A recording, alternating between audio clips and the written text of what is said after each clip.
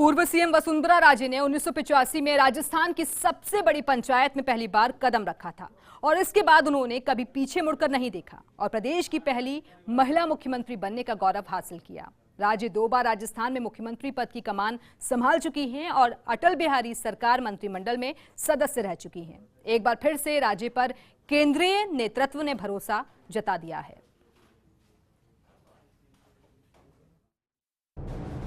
ग्वालियर राजघराने से निकलकर राजस्थान की राजनीति में मुकाम बनाना मुश्किल था।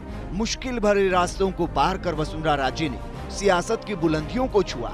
अपनी माता विजयराजे सिंधिया की अंगुली पकड़कर पॉलिटिक्स में आई थी। राजस्थान के धौलपुर से राजनीति की पारी शुरू की और आगे चलकर उन्होंने प्रदेश में कमल का परचम लहरा दिया। राजे ने अपनी ससुराल यानी कि धौलपुर से 1985 में जीतकर पहली बार प्रदेश की सबसे बड़ी पंचायत में कदम रखा। फिर इसके बाद उन्होंने कभी पीछे मुड़कर नहीं देखा। आपातकाल का वो दौर जब राजमाता विजयराजे सिंधिया को जेल जाना पड़ा। राजनीति अलग दौर से गुजर रही थी। युवा हो रही उनकी बेटी वसुंधरा राजे उस दौर को करीब से देख रही थी। माता के जीवट ने वो साहस दिया जिससे वो परिवार पर आए विकट हालातों में भी अड़िग और मजबूत रही। 1985 के बाद वसुंधरा राजे को राजमाता ने ही झालावाड़ का सियासी रास्ता दिखाने में मदद की थी। आज झालावाड़ का संसदीय क्षेत्र हो या झालरापाटन का विधानसभा क्षेत्र, इसे राजनीतिक पहचान सिंधिया राजघराने ने दिलाई। 1989 से लेकर अब तक वसुंधरा राजे इस पूरे इलाके में सियासी शक्ति बनी हुई है। धौलपुर ने अगर राजे को विधायक बनाया तो झालावाड़ ने केंद्र सरकार में मंत्री और झालरापाटन की जीत के बाद मरुभूमि की पहली महिला मुख्यमंत्री बनने का गौरव हासिल हुआ। झालावाड़ के सियासी गलियारों पर पार पाते हुए संसद पहुंची और फिर अटल बिहारी वाजपेयी सरकार में केंद्रीय मंत्री बनी। सियासत का अनुभव बढ़ता गया। राजस्थान की राजनीति में कद बढ़ा।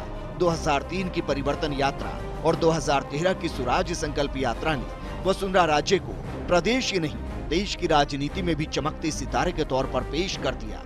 2 बार वसुंधरा राजे ने अपने दम पर राजस्थान में कमल की सरकार बनवाई, वो भी पूर्ण बहुमत के साथ। अटल बिहारी वाजपेयी, लाल कृष्ण आडवाणी और भैरव सिंह शेखावत तीनों की तिकड़ी का वसुंधरा राजे को समान रूप से आशीर्वाद और सहयोग मिला।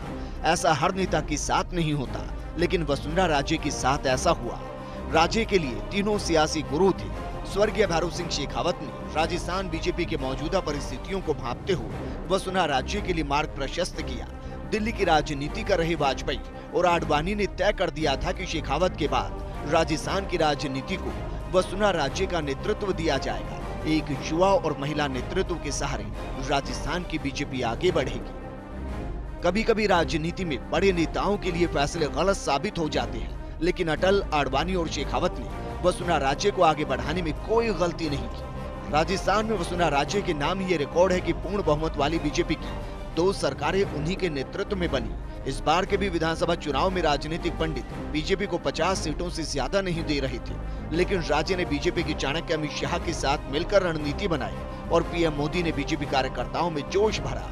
ये बात अलग है कि बीजेपी सत्ता में नहीं आ पाई, लेकिन कांग्रेस को भी 99 सीटों पर रोक दिया और बीजेपी 73 सीटों तक पहुंच गई। वसुंधरा राजे की राजस्थान में लोकप्रियता का ही नतीजा है कि बीजेपी को 2014 के लोकसभा चुनाव में सभी सीटों पर जीत मिली थी। शायद यही कारण है कि बीजेपी आला कमान ने वसुंधरा राजे को एक बार फिर से बड़ी जिम्मेदारी सौंपी है। राजे को अमित शाह ने बीजेपी का राष्ट्रीय उपाध्यक्ष बनाया है, क्योंकि राजे की लोकप्रियता राजस्थान ही नहीं बल्कि मध्य प्रदेश और महाराष्ट्र में भी है। लोकसभा चुनाव होने वाले हैं, लिहाजा राजे को अहम जिम्मेदारी दी गई है, जिससे बीजेपी राजस्थान में एक बार फिर से क्लीन स्वीप कर सके। सियासी गलियारों में चर्चा तो ये भी है कि वसुंधरा राजे लोकसभा के चुनावी मैदान में उतर सकती हैं। फिलहाल ऐसे संकेत तो नहीं मिल रहे हैं। वसुंधरा राजे राजस्थान की सियासत में ही सक्रिय रहना चाहती हैं, फिर भी मोदी शाह की जोड़ी चौंकाने वाला फैसला ले सकती है। Bureau report, first India news.